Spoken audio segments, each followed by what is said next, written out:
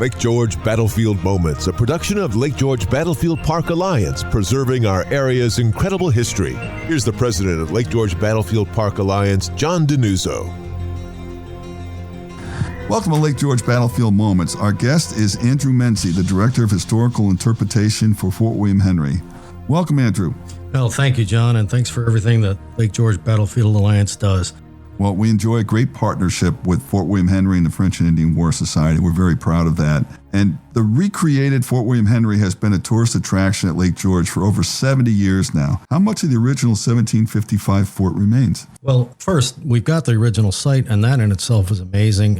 If you've been to the fort, which I know you have, you know that we're sitting on prime lakefront real estate. And although it's been modified some around the fort, we sit up high on a promontory with an amazing view. Would have been a great place for a hotel, but the local community, since the historic events of the French and Indian War, always respected that site and never put anything on it until a group of investors, local community advocates, decided that it would be a wonderful thing to do to build a replica of the fort on the original site and dedicate it to commemorate, honor, and celebrate the events that occurred there. And so what you have there today is a replica of the fort built using the original plans that were drawn by Captain William Eyre, a British engineer who was here in 1755 along with William Johnson. And the fort was built in 1755 in just 44 days. 2 sets of log walls, inner one and outer one, filled with dirt in between, barracks for 400 men, and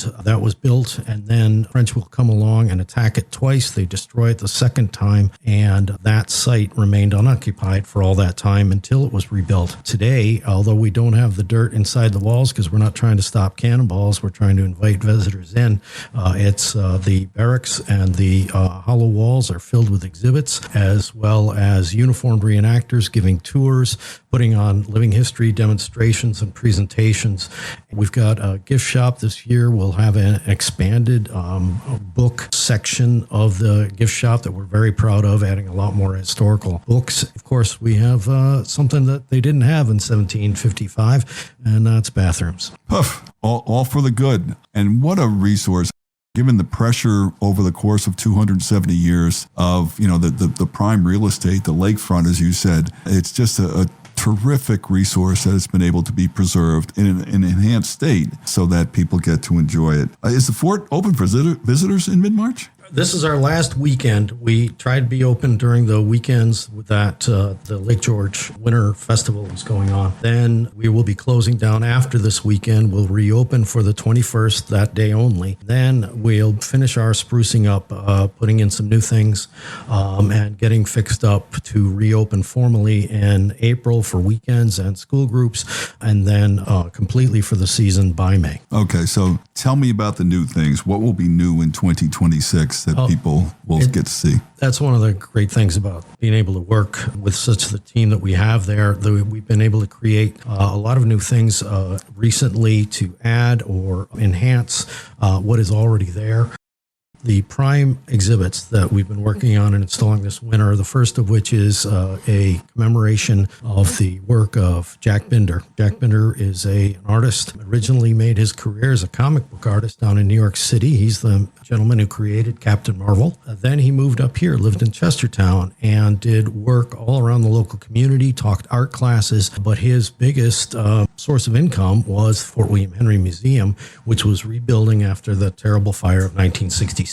And Jack Binder jumped in, and the museum is just filled with his artwork, whether it's the 3 mannequins that greet you on the way in, extremely well-researched and detailed sculptures that he made out of plaster of Paris and cement. Then there's drawings, artifact studies, chalk and charcoal and oil that explain how different artifacts that we have on display were used 270 years ago. And then there's the giant painting that he has over our Last of the Mohicans exhibit that shows vignettes from the novel. So that exhibit's we're really excited about being able to honor him. We also have a new compass that was loaned to us by a man who served here during the war, Captain Samuel Thaxter of Hingham, Massachusetts. That compass was in his possession during his service here at the fort. He was actually captured at the surrender and managed to get away with the help of a French officer and made it all the way back home, possibly with the help of that compass that we have displayed. And so we're telling the story of Samuel Thaxter. The title of the exhibit is Samuel Thaxter, We Just Buried You, which were the first words he heard when he walked into Hingham. They had assumed that he had been killed because that's what the early reports had said. So the local pastor was the first man to encounter him, and those were his words. Samuel Thaxter, we just buried you. What a great story. You know, as a historian of the colonial period, you must find a lot that really excites you on a daily basis. What's the most exciting thing to you about the fort and its artifacts? Well, the fort tells an amazing story, and every artifact has a story as well. And it always makes me think of the human beings using them or behind them. And of course, it's not just an artifact of an old tool or a musket. It's the remains in the cemetery, or perhaps, underneath where we are right now. Because this whole area, and that's perhaps the most exciting thing, is this entire area is just such a nexus of history with Fort Anne and Fort George and Fort Edward and Fort Ticonderoga and, of course, the Saratoga battlefield and even things like the Albany Congress. So much going on during this time period that really sets the stage for what comes next. And, of course, what comes next is the Revolution and American independence. And the connections that are so clearly apparent. And once you start digging, there's John Stark, who's a captain of the Rangers and helped save the fort at Vaudreuil's raid. The raid we're reenacting this coming on the 21st. We have people like the French engineer who ends up not only being the engineer in charge of the siege here, but he's helping in Yorktown. And so we've got some amazing people from William Johnson to William Eyre, etc., just connecting all of those so very important historical dots. Okay, we've teased long enough. Now tell us about Battles and Beverages that's coming up on March 21st. Okay, at 9:30, the Sutler Fair begins inside the heated section of the fort. It's important to remember that part. And that will be featuring vendors selling historical products. We'll also have on hand local brewers and distillers offering free tastings. We'll have our very own Sutler shop open as well. And Steve Caselli will be gaming the historical event that we are portraying outside on a huge table that he has created, scale model of Fort William Henry. And he has been here before, and he'll be coming back again. And just as a plug, he's got a podcast of his own known as Empire State History. At 11 and then again at 1 o'clock, will be the reenactments. Again, over 80 reenactors will be here acting out the events that took place 269 years ago this year in the month of March, when a large French force came down and tried to take the fort by surprise assault. The reenactments will be a lot of fun to watch. You can learn a lot too, because we have the benefit of our own favorite, you and I both know, John Eric Nelson.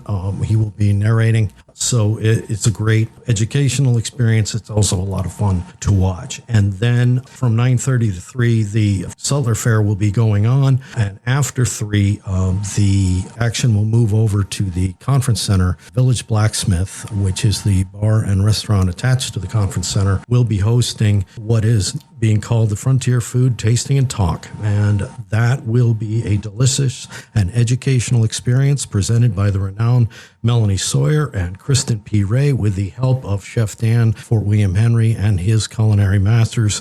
The food menu looks amazing. And again, local beverage vendors will be there with free tastings of their ware as well as paid service.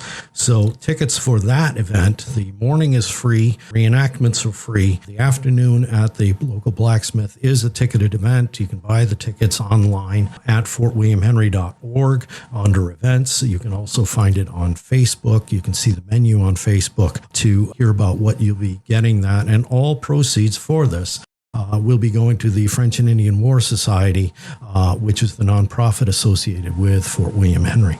So for people, get the whole ball of wax if they go to the website, correct? In terms of Everything. schedule and Yes. purchase, etc. Everything. Great. And, the bigger picture, are there memberships to the fort or other incentives for people to visit more than once a year? Oh, yes. Well, particularly if you become a member of the French and Indian War Society, and you can go to that website, which is FrenchAndIndianWarSociety.org. And you can sign up for a membership that'll give you free entry to the fort. There are different levels you can buy student, senior, family, and that'll get you in. The other things that you can do, each ticket that you buy is actually a 2-day pass, 2 consecutive days. Veterans get in for free as long as you have ID. Of course, there's also other events going on, some of which your ticket will cover, your membership will cover, other may not, but we have other events going on through the year. The biggest ones, of course, being when we show outside the film Last of the Mohicans. We show it under the stars in the parade ground of the fort, where the events that James Fenimore Cooper portrayed actually took place, and that is a full immersive experience with reenactors running through the crowd, firing muskets and cannon, and making it just a great evening. It is. And you regularly sell that out, I know, right? Yes, 3 times a year. Yeah, it's a terrific, highly recommended experience to anyone who loves the French and Indian War era history or the Last of the Mohicans or both will get to see the movie with Daniel Day-Lewis and see it acted out around you with real live cannon fodder and gunfire. But you don't need to wear armor or anything, right? No. But just maybe have to cover your ears for the cannon and the great sound system that we have. Okay, super. Well, it's a great partnership the Lake George Battlefield Park Alliance has with Fort William Henry and the French and Indian War Society. We're very appreciative of all the fort does on behalf of all the historical organizations in the area. Thank you, Andy Menzie. And thank you, John. Okay, our website, lakegeorgebattlefield.org. Thanks for being a part of our history. Lake George Battlefield Moments, a production of Lake George Battlefield Park Alliance, preserving our area's incredible history. For more information or to check out the latest podcast, go to lakegeorgebattlefield.org and listen live on Saturday mornings to Lake George Battlefield Moments on 93.5 Lake FM.